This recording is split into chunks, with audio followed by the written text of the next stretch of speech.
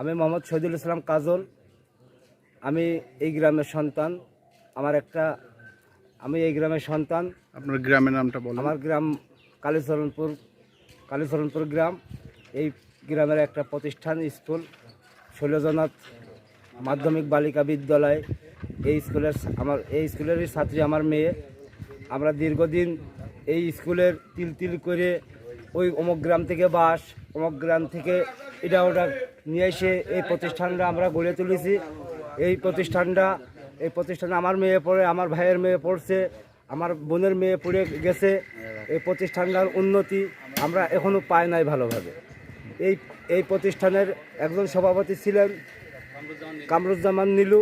তিনি এই প্রতিষ্ঠান থেকে অনেক পয়সা, অনেক টাকা, প্রায় 30 লাখ টাকা এই প্রতিষ্ঠান থেকে নিয়েছেন, কিন্তু এই প্রতিষ্ঠানের কোনো কর্মকাণ্ড কিছুই করে। কিভাবে নিয়েছেন তিনি এই টাকাগুলো? নিয়োগ বাণিজ্যের মাধ্যম দিয়ে। কতজনকে নিয়োগ দিয়েছিলেন? 3 জনকে নিয়োগ দিয়েছিলেন। আচ্ছা, তো এইগুলো আমার কথা হচ্ছে যে এই প্রতিষ্ঠানে যে আসছে, প্রতিষ্ঠানটা আমাদের 2 গ্রামের প্রতিষ্ঠান। আমরা এই প্রতিষ্ঠানের জন্য সবাই অনেক ঘাম, অনেক কষ্ট করেছি, অথচ এই প্রতিষ্ঠান থেকে আরেকজন এসে সুবিধা নিয়ে চলে যাচ্ছে।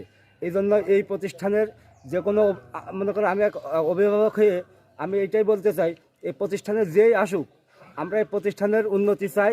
এই প্রতিষ্ঠানে যত উন্নতি করতে পারে এমন একজন সভাপতি আমরা এই প্রতিষ্ঠানে চাই। এই প্রতিষ্ঠানের নির্বাচন চলতেছে আগামী 6 মে এই প্রতিষ্ঠানের নির্বাচন। আচ্ছা, সেখানে আপনি কি মানে একজন ভোটার? আপনার কি সন্তান? আমি অবশ্যই একজন ভোটার। আমি একজন অভিভাবক। আমার মেয়ে আর কে আছে অভিভাবক এখানে? আমি আছি ভাই। আপনার কিছু বলার আছে? বিদ্যালয়ে পড়ে।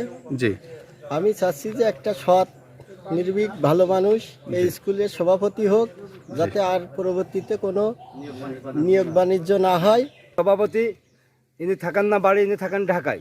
কে ওনার নাম কি? ইনার আছে নীলু, কামরুজ্জামান নীলু। ইনি ঢাকায় থাকেন।